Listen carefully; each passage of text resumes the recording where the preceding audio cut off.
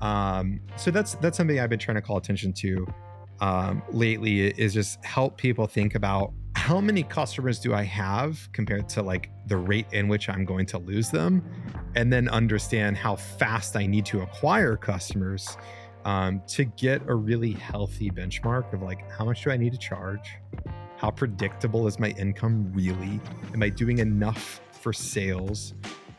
There's just a lot of things that go into that, well beyond just like, I've got a cool splashy landing page and a Stripe buy now button, and I'm going to tell people like, I don't do fucking calls, go into Trello. That's not how you build a business.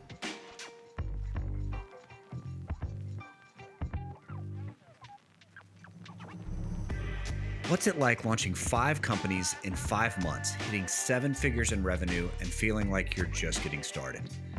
Today, I talked to the man, Hunter Hammonds, as he prepares to launch Landed and Orchestra, make updates to the wildly successful HeyFriends and Off Menu, and continue his impressive series of successes over the last year. We talk about the lessons that he's learned along the way and the how and the why behind what comes next. Hunter's a fascinating guy, and I can't wait for you to hear the conversation. I'm Brian Athey, and this is The Creative Brief. Bro, I am so excited for this conversation. You are one of the most fascinating people that I follow. I'm excited to be here, man. I love what you've been doing with this podcast. And ever since you had my good buddy Mark Kimian on here, I was like, Brian's approaching this the right way. So how cool is Mark? Mark's the fucking man. He sends me stuff sometimes and I'm like, how are you this creative? Like what he's painting or like whatever. And it's just like, man, like you're on a different level. I love the journey that guy's on. Me too. And that he would share it all. He was an open book, and I got such great response on that conversation because he dove into like the real talks, you know, like it. Yeah. Once we got past sort of the formalities, we were deep into philosophy and God and psychedelics and all the stuff. So he's a wild man. He's got to be in the, I don't know, at least for people that are like active on social, Mark's has one of the most interesting and storied careers in tech and design. So he's a wealth of information. That's right. Well, if you don't mind, man, give me like, so I know you, like I said, through your Twitter account, you know, the last few maybe months or so on your account has piqued a lot of my curiosity, but you've been in the agency game for a long time. Tell me a little bit about before you launched Assembly, kind of what got you to that point. Catch me up. Yeah, I mean, I'm a recovering designer, is the way I like to call it. You know, I attend my my Designers Anonymous meetings. You know, cigarettes and coffee. You know, my career started off as, you know, as a designer and an entrepreneur, and I always thought design was a conduit, as an opportunity for me to do business. All my ideas, obviously, in tech are like, you have to have an interface, right? So started that way, and you know, did some interesting stuff with some startups, sold a couple companies. For some reason, talked myself into thinking that starting an agency was a good idea. It was an interesting journey for sure. We built a pretty sizable agency doing a little north of 12 million a year, but just hated it. It grew to something that I didn't love. It was a lot of you know, kind of digital innovation, embedded consulting with, you know, enterprise level partners, and it became a game that I didn't want to play.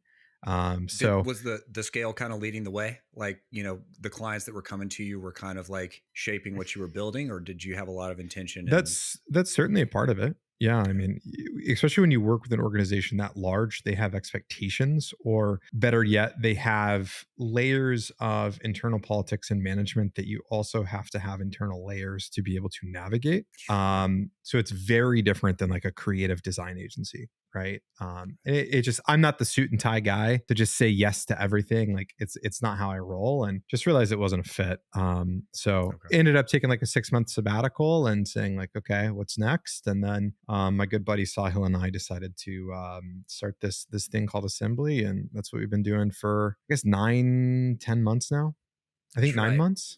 Well, that's a good segue into tweet number 1, which is, this is back from November 1st, and it says, we launched 5 productized services in 5 months. Today, we're at mid 7 figures in annual recurring revenue and growing quickly. We've invested 0 and raised 0. We've been profitable from day 1. I think the ambition at one point was like a service a month or like a new company every month, but you guys took a very unique approach to how you guys were building these things. Yeah, thank you, man. 12 and 12 months is what we said. And we're maybe sort of kind of sticking to that. That was the kind of target that we set out there. I'm a big believer that you should just have some audacious fucking goal to go after. So that was 12 the and one we 12 set. months is insane. Yeah. Yeah. Yeah, it's pretty insane. We'll probably end up somewhere around like 9 or 10. You guys have productized very specialized services, and you figured out a way to do it with the help of, or really in partnership with creators, which is Mhm. this is, I think, a super fascinating approach. What led you to that realization that instead of kind of going a traditional route, there was a new way to pursue? Yeah, I like to think of the story of Sisyphus, right? Like doomed to push that boulder up the hill for all eternity, only for it to fall back down. Yep. And I think that the vast majority of creatives that try and go into business, like let's be honest, and I say this as a designer, I don't think designers necessarily make great business people most of the time. Okay. Sure, there are some exceptions, but there's often that like oil and water mix of like the need to be a capitalist, but also like, the liberal art school kid that's like, I just want like pure aesthetics, right? Of course. So You nailed for that. us, one of the things that we wanted to solve from the upfront is just how the fuck do we get customers, right? Hmm. And distribution is everything. And so for us, going the creator route allowed us to instantly tap into authority, trust, and audience, right? So instead of us having to slowly over time build the authority or trust of this brand, slowly try and get attention and eyeballs and audience, we could just tap into all of that from day one. Obviously, there's some heavy, heavy, heavy trade offs there. The stakes are much higher from the onset when you start there because ultimately you're kind of now at this point the steward of someone's reputation in a very small way. So you have to be very mindful of that, which has been an interesting lesson for us and journey over the past 9-10 months. But yeah, that's why we went that route. There's this book called, oh, it's one of the EOS books. I think it's Traction, maybe It was Rocket traction Fuel. and rocket fuel. Yeah, Yeah. Rocket Fuel, and that talks about the visionary and integrator sort of duality of a good company. And do you guys see yourselves as sort of the operational integrational piece of what could be a potential company around a visionary? Like, do you guys approach these creators and say like, we love what you're doing and here's how you scale it, or is it more of like a friendship or like how do those relationships come about? There's a lot of lessons in what we're doing that I think a lot of people could apply and see an increase in success, right? That's Mhm. one of those that's just so special. Like it's so network based. My co-founder is Sahil Bloom. There's a ton of network advantages that come in that. So for us, it's the case of going to friends that have an audience, and we think there's potential to squeeze more out of it. Case in point, like Okay. Ali Abdal, he didn't have a YouTube agency. It makes all the sense in the world for Ollie to have a YouTube agency. Let's do that. In terms of like that EOS visionary integrator playbook, like that's still going to be internal with us. The Mhm. creator is going to be kind of like the promotional partner. And in Gotcha. a lot of cases, we're going to use their playbook to build the initial version of the service. But we pretty much own and operate the businesses. Gotcha. Okay, that makes sense. I think I heard you say something one time about like you're not prime going out to get an influencer like Logan Paul and just put his face on it because he's got an audience. You're going to find somebody with an actual understanding and proficiency and ability to, it seems like, be more than a spokesperson. It seems like kind of drive the external perception of the company. Yeah, I mean, I think that you have to in Hmm. services. It's a B2B market, right? Like I think what you're referencing, I said I don't know shit about selling chocolates, which is true, right? But if you're selling chocolates and you're Mr. Beast and you have this massive audience, you have all these kids, like they don't need to know that you're Willy Wonka to like buy chocolate from you, right? They're like Yeah. Mr. Beast chocolate, awesome, I'm in, right? Yeah. If it's a service, it's a totally different thing, right? Like Mhm. you have to have some basis of authority for people to say, yeah, that seems like the right place to buy that service from. So, the easiest way to look at it is like if it's some random YouTube agency and you're like, should I work with them? Like, what's their expertise, etc. That's one thing. But when you look at it and you say, oh, it's Ollie Abdal's and they're using his playbook for YouTube, all of his lessons, his learnings, that seems like there's going to be There good you go. authority there. Right. So that's the route that we went. Hey, it's Brian, reminding you to hit that subscribe button and check back in next week for a great conversation with fitness pro and influencer Christiana Purvis. Don't miss it. Okay, back to the episode. Right, the work is just impeccable. It's so great. Thank you. And you've got some incredible designers working there. It seems like you've got a full team built out there. Well, it's an important thing to call out. Like across our portfolio, we're around 100 people, so it's a large organization. There's a lot of moving parts. Off menus is smaller. It's a little bit more intimate, but there's a lot behind the scenes to make all this work. I think if I've got it right, HeyFriends is kind of like you bring us the brand or the concept and we will essentially create the entirety of a YouTube channel. We'll help you with the content. We'll help you with the thumbnails. We'll help you with the editing and execution. And then ViralCuts is more about short form content production. Is that right? Yeah, I mean, these things are always evolving. HeyFriends started off with that, like let's build YouTube channels from scratch for companies and entrepreneurs and things like that. And we saw a lot of churn because people just can't keep up with the pace of needing to create YouTube content. So now HeyFriends is pretty discerning. It pretty much only works with established creators that are looking to grow faster on YouTube. So we think of that as like your high intrinsic value. So think of a Sahil, for example, who's already a prolific content creator. He's always putting something out there.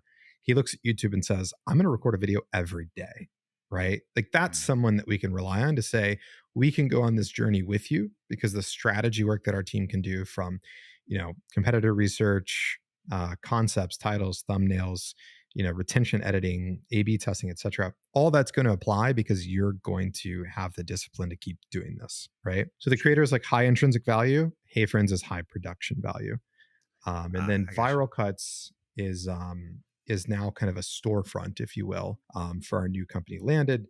So ViralCuts is a great place to get phenomenally talented video editors fully embedded into your team. So this productized model, there was Design Pickle and there's Superside, and there's some large companies that try and tackle these productized services and subscription models. But it's really been made famous. I just talked to Brett a couple of weeks ago. It's really been made famous by Design Joy and kind of the contrarian. He calls it, I almost say, provocateur nature of the way that he talks about money and pricing and recurring revenue.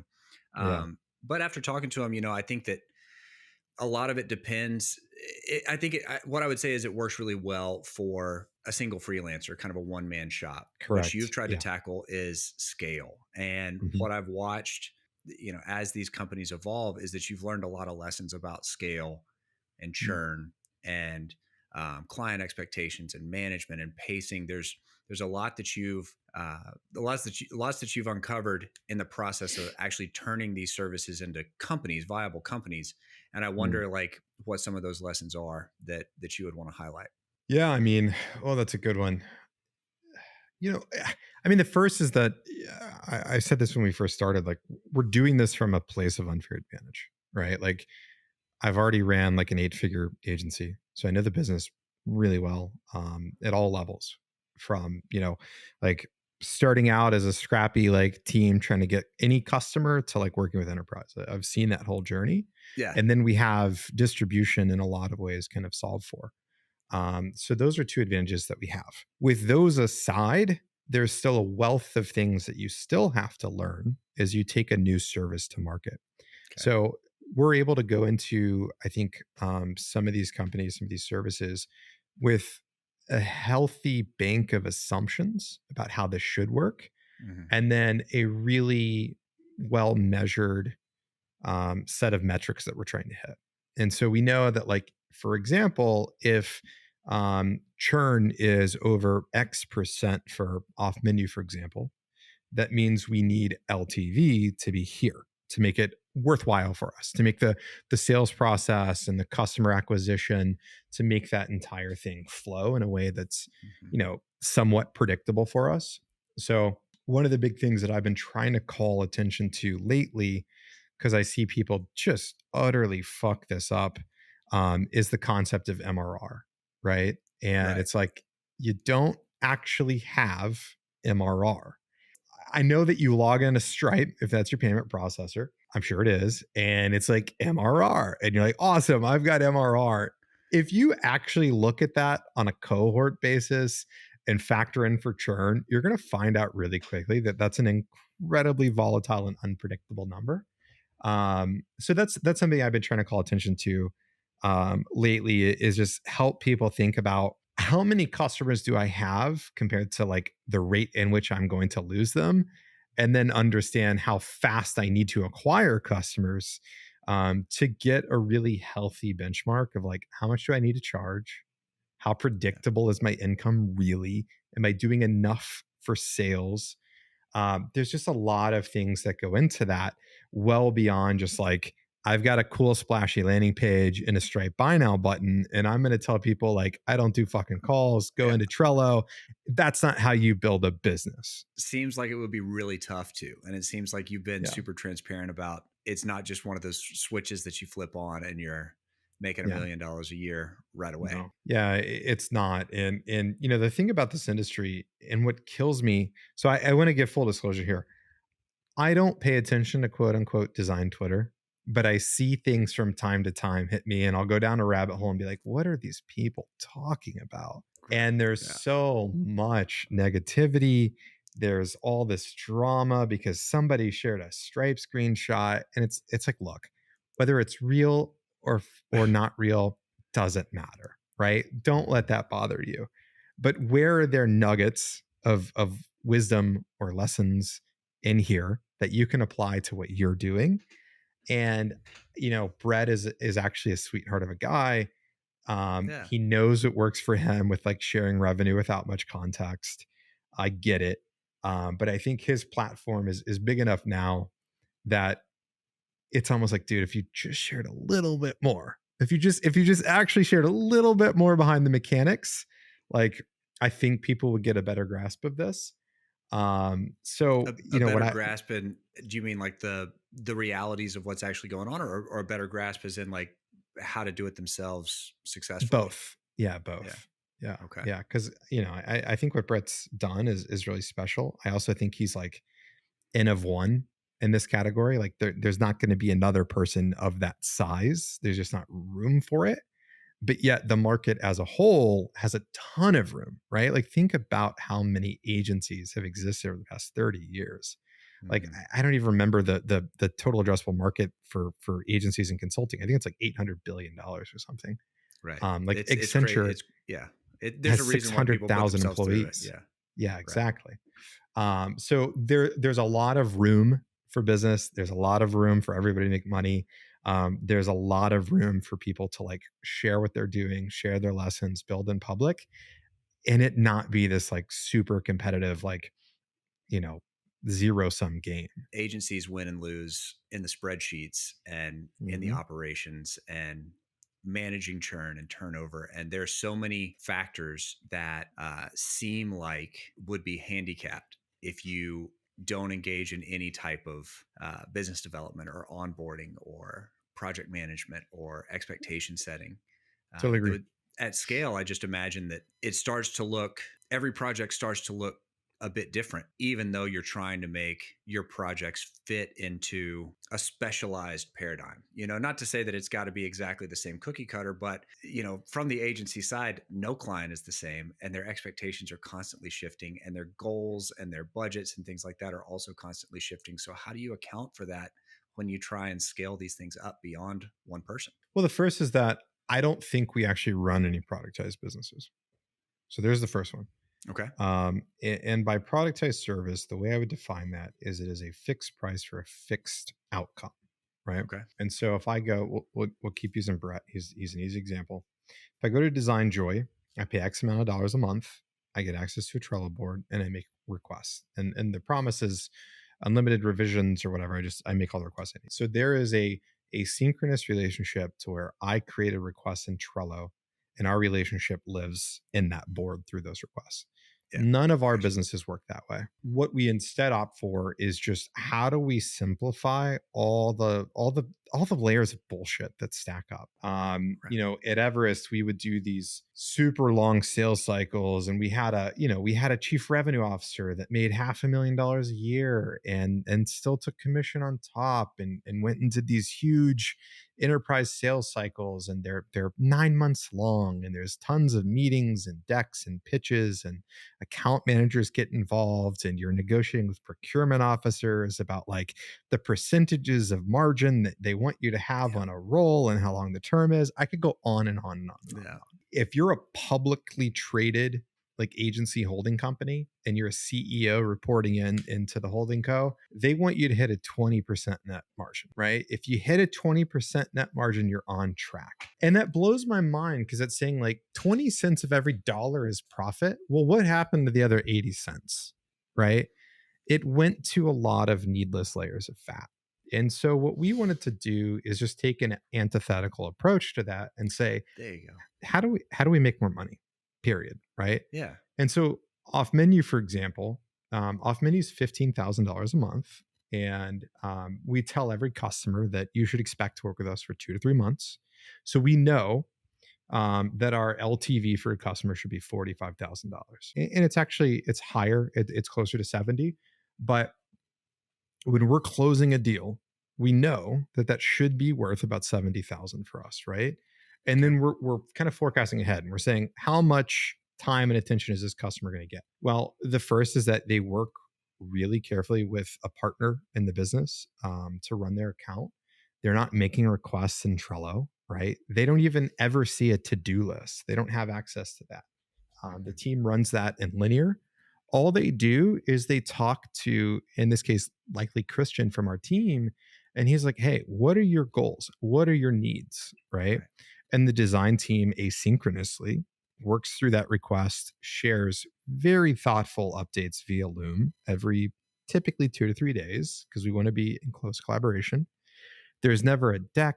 There's never a pitch or a big reveal. Our sales cycle is one phone call and maybe a few meetings here and there. And we've built that business around social proof. And then the rest of our businesses, they all have monthly minimum commitments, right? Like we don't actually offer any like monthly cancel anytime anything. Like everything has a Very good to cancellation know. policy, commitments. We've just greatly simplified the question of what's the value I receive for the price that I'm going to pay.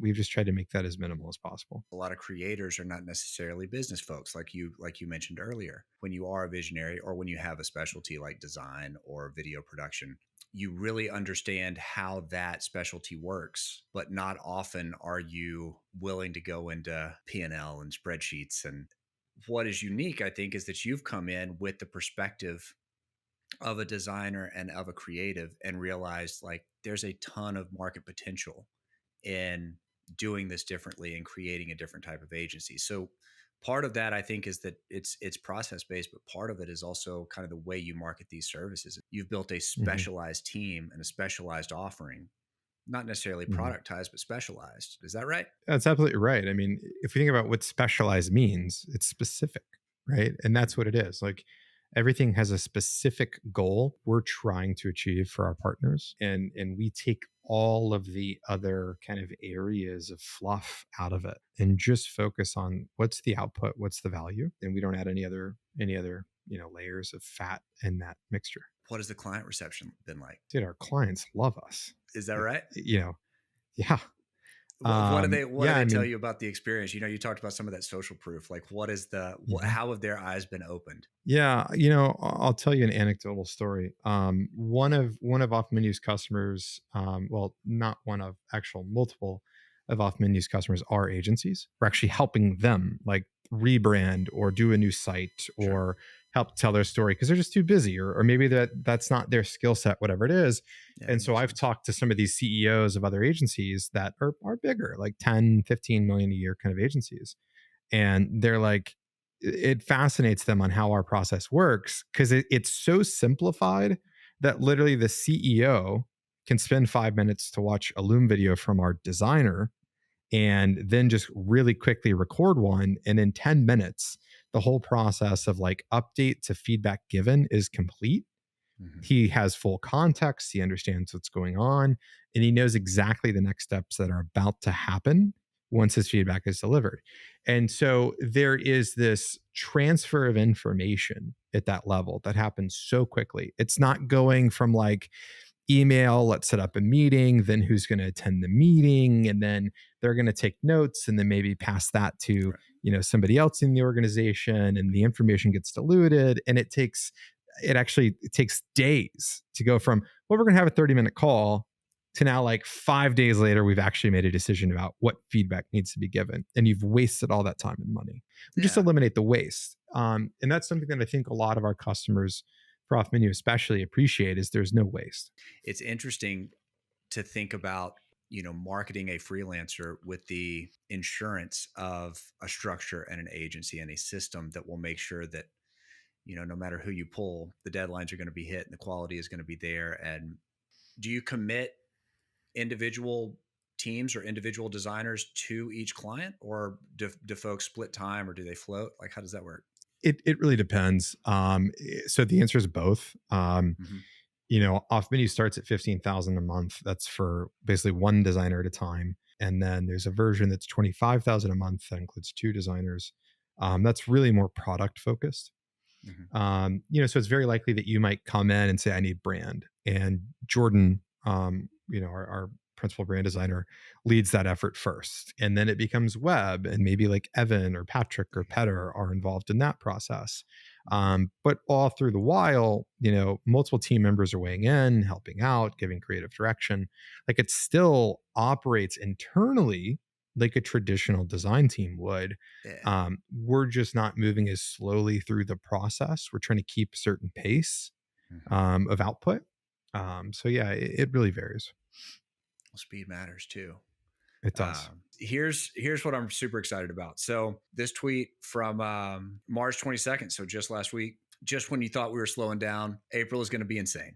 There's going to be It the is. public launch of Landed, rolling out the future of Off Menu, announcing the new HeyFriends, sharing Mm. Orchestra with the world. So HeyFriends YouTube channel goes live, and then is this your setup too? Do you have a YouTube channel that's going live as well? I do. This is pretty close to my setup. It's missing a few Nice. things right now, but yeah, this is basically my You've setup. been working on it for a while. You got it all dialed in. Like, did you get your camera? You got all your lights? You got it all set up? Dude, I got it all, man. Yeah, I got it all. Who's been who's been providing the advice? Who have you been reaching out to help you get set up? Nobody. I did it all myself. Did you geek out on it a little bit? Yeah. Oh yeah.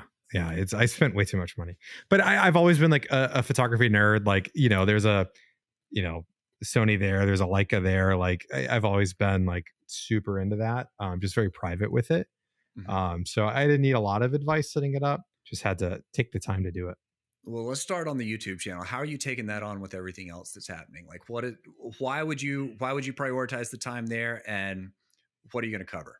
Yeah, that's such a good question. I'll tell you, we've seen we've seen this incredible thing happen, because I'm not like an influencer. I don't think of myself as a content creator. I'm just like a bumbling idiot talking about the things that I'm learning or trying to Right. do. Sure. And we have these distribution partners that help us get a lot of leads, that help drive customers, all these things.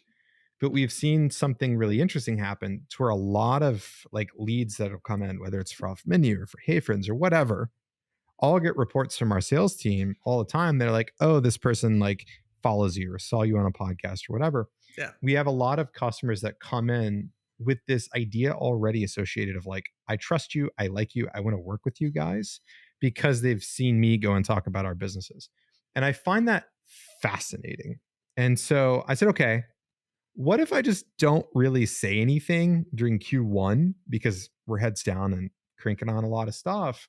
Mm-hmm. And what we saw is a drop in our sales conversion number by like 8% or something like that.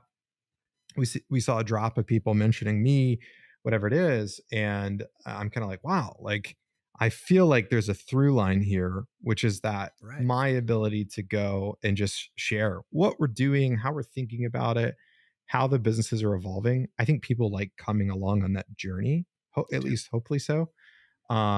And so that's part of it. And I also just get a lot of joy in just saying like, here's what's on my mind, like here's what we're working on, here's the problem I'm trying to solve, and if that's helpful for somebody, great. We have guests and folks on, or you just talking direct to camera? There's a bunch of good stuff that we've got lined up, sharing kind of the lessons that we've learned building this, and making sure that things are applicable for people to take and run with.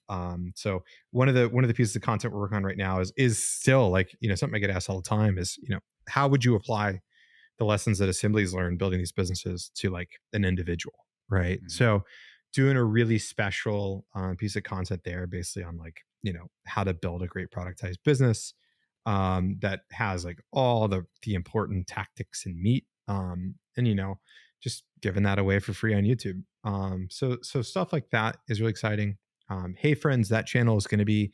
I'm so excited about it because our strategy team there is really great. I love like nerdy, like deep dives into a topic. It just, I love that shit. Like I'll go and watch Yeah. like mechanical keyboard videos, like 100%. it's cathartic. Have you seen the guy that picks the locks? Have you found that guy yet? I have, yeah. What's his name? I don't He know. He's in like, my feed all the time because every time I yeah, see one of those videos, I watch them for like 3 hours. Like they're 10, yeah. 15 minutes long, and I will watch 20 of them It's in a so row. good. Oh my gosh, I love that stuff. Carpentry and woodwork, and Yeah, yeah, people yeah. love that. So Hey Friends is doing a lot of really interesting content that's deep dives with YouTubers Mhm. on like the inner workings of how they're succeeding on YouTube. So like how are you approaching like concepts, titles, thumbnails, A/B testing? Like it's really, really useful information. And luckily with our network, we're able to talk with a lot of really interesting creators about the inner workings of their channel. And then there's really great content on like how certain channels, rose and how they found success. I'm really excited for what that team's doing. I think I'd be super interested in that too. YouTube to me is like it's like the ocean, like we're Yeah. trying to go to outer space. We've explored all this other, but like YouTube is that territory that's right in front of us that nobody has really like explored fully and mastered Yeah. and like completely figured out. And you have, of course, you have your Mr. Beast and your Casey Neistat. You have all these like figureheads that have figured it out, but there are millions of creators on the platform, right? And getting traction and figuring out the science behind it. There's so much that goes into it Hmm. that I would be really excited to learn more about. Hmm. Yeah, me too, man. I'm excited for that one to roll out. Well, let's catch up on the other one. So, the future of off menu, you got to Yeah. play that a little close to the chest. Can you forecast anything that's happening? Well, I don't have to play it close to the chest. There's no like secret science to what we're doing. Like, Yeah. it's some cool new case studies, a new website, some changes in our pricing and how we service customers and talk Y'all, about it. the That's website's what's already coming, right? badass. Y'all, how y'all gonna make that better? I don't know how, but the team just does. Yeah, the team is pretty incredible. Now that is one question I've got to ask you because all of these companies have like I think they've got to be really high converting because you look at the flow and like they're built in a way that I know that there's a lot of intention behind them, but the quality of UX and kind of nothing, it all kind of breaks a mold. Nothing looks very formulaic, even though I can tell that it's trying to convert. So, I mean, these are all internal built? This is your team that's building these Mhm. and from concept to execution. Yeah. They're Mhm. so good, Thank you. so good. Yeah. I feel like they get ripped off a good bit. Oh, they do. They do indeed. Yeah, every time you guys come out with a new site, it turns out that a lot of a lot of folks come out with new sites right in the next couple of weeks, right? Yeah, we ignore it. I think designers have this natural tendency to get really pissy about that. They do, And I'm just yeah. like, I'm like, guys, like it's a compliment, and they fucked it up. Like it doesn't look anywhere near as good, so don't worry Yeah. about it. And of course, we'll see in our analytics for different sites, we'll see to where somebody has just like ripped the HTML and didn't take out the analytics tag and then is using it. And so we see those things like we're watching, like, Oh man, look at um, that. He's on to but you. it's He's on it's to you. prevalent, man. It really is quite prevalent. Or even I think the thing that bums me out is when good designers will obviously take something from our team and not give credit for the inspiration. Mhm. And there's a difference between like, this is lightly inspired and this is like a wholesale ripoff. And I've seen a lot of wholesale ripoffs. And I'm always like, guys, just take the high road. Like, don't worry about it. But it is annoying. Like there's literally like there is another agency called Off Menu. No shit. Really? Yes, there's another agency called Off Menu. And I'm like, they launched, a few months after Off Menu went public. And I was like, guys, like there's no way this is coincidental that you named an agency Off Menu. Like, Yeah. All black and white. yeah. Unreal, But man. yeah, our process though, it's really fun for us because we stay super busy with customers, and I want to make sure I cover this carefully. Um, Christian and Petter are partners in Off Menu. I've worked with each of them for years. Petter is one of my best friends in the world. Christian's a very close friend. I'll be a groomsman in Petter's wedding in August. Like Wow. these are very deep relationships that we have, and we just Mhm. trust each other implicitly. So I don't have anything to do with Off Menu day to day, really. Like I help set the tone of like what's our vision Mhm. and where do I think the brand or the business model needs to adapt. Mhm. But that team does it all. And I shared a teaser of a show reel today that's getting ready to come out probably next week or something.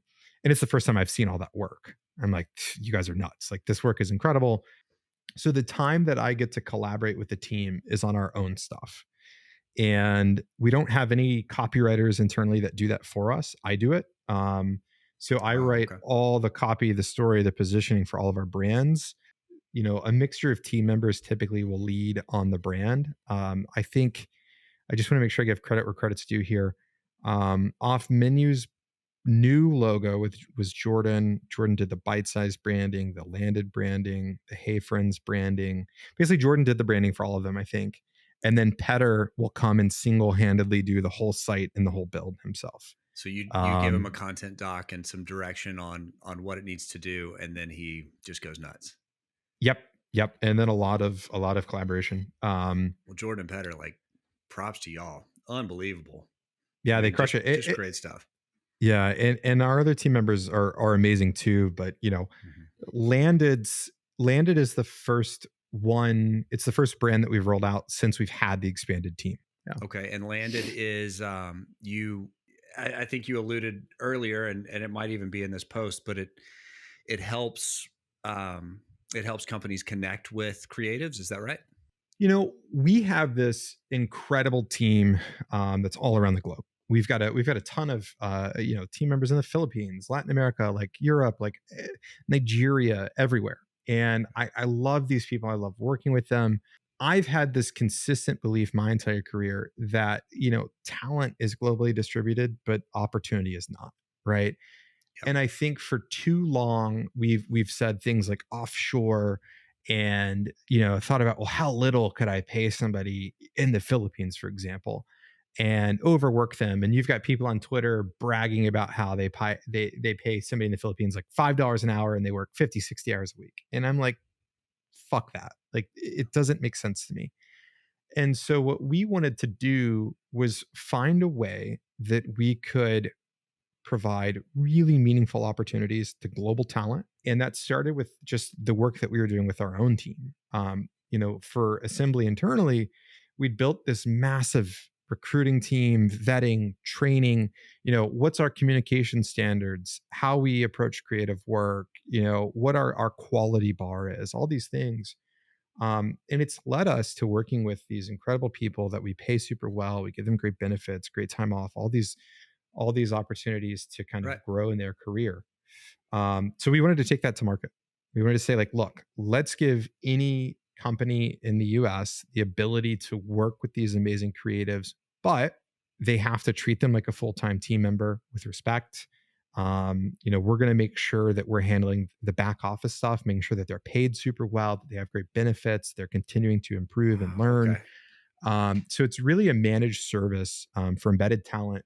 And the way that we're approaching it, I think, is honestly just more thoughtful, more generous than anybody else in the space. We're not trying to play the game of like, we'll recruit you some like overseas team member and you just pay them as little as possible. Yeah. So I love this company. I love the mission. I'm really, really excited about this one. That brings us to Orchestra. You got a minute to tell me about that?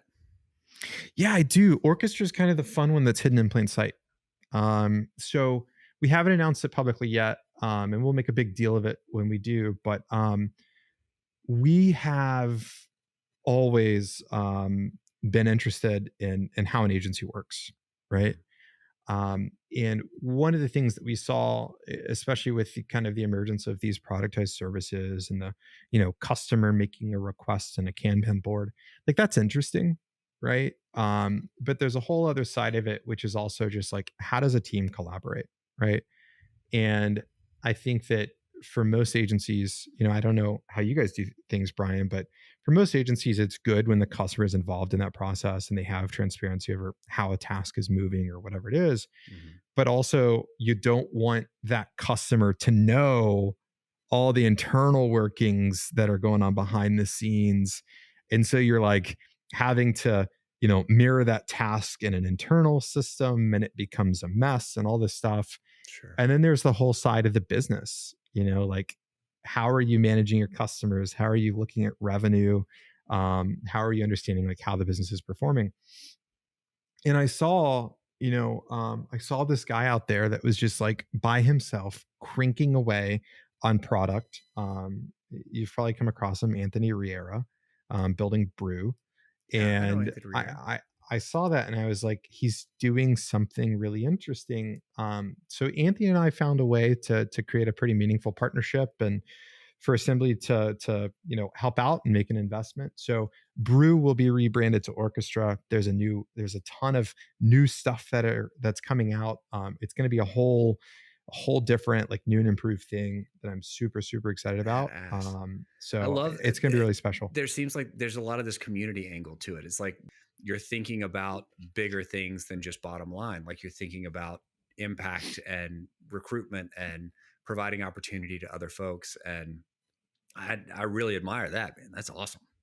I appreciate that, dude. That's Yeah, great I to mean, hear. we're just trying to do shit that excites us and makes us feel good, and yeah, I mean, transparently also makes us a lot of money. Like we're not doing this for free at the end of the day, but there's ways to make sure that everybody wins, and that's what we're If you interested do it in. right, I think that's well deserved. Last question, and I've just got to ask. So you've got all this stuff going on.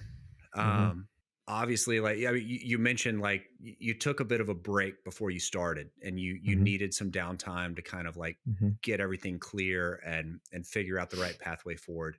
In the middle of all this, as it's all like as we're coming to a head in April and all this new stuff is rolling out, where are you finding the time to recharge and reset? I mean, like you don't seem like you're about to pass out. You don't seem over caffeinated. You don't seem super stressed out. Like, how are you managing all these things at once and still maintaining some clarity and some confidence and all those other things that people lack as they dive deep into all these, Yeah, all the chaos and the problems.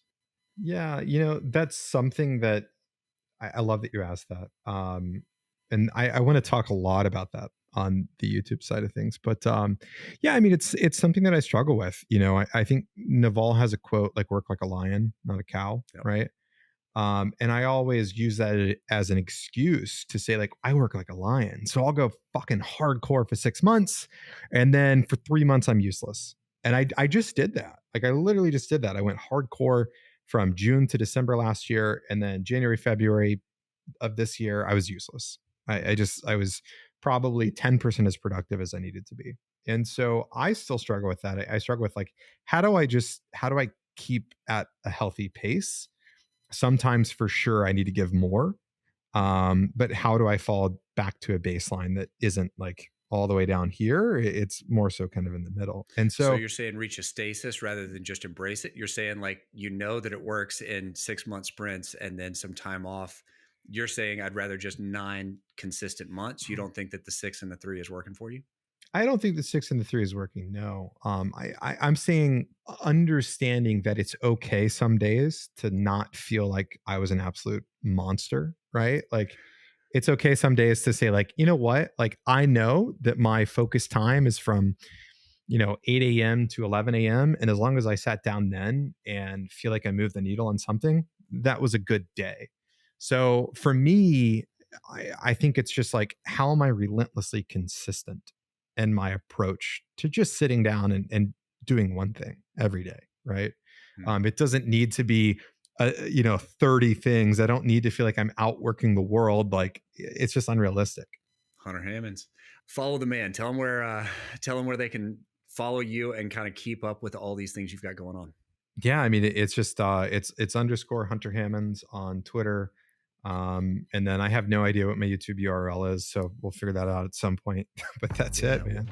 When that launches, let me know. I'd love to post it up. I can't wait to watch one. Dude, what a pleasure to talk to you for the last hour. We could go a long time, but I want you to get back to all these other things that you've got to master and get out the door. So appreciate it. Thanks for stopping by, and I'll talk to you next time. Hell yeah, man. Thank you. Man, I cannot wait to see everything roll out from Hunter and his team over the course of the next few weeks. If you're not already a subscriber, be sure to hit that like button wherever you're listening. And don't miss a great conversation next week about fitness, nutrition, and productivity with fitness pro and influencer Christiana Purvis. As always, thanks for listening. I'm Brian Athey, and I'll see you next time.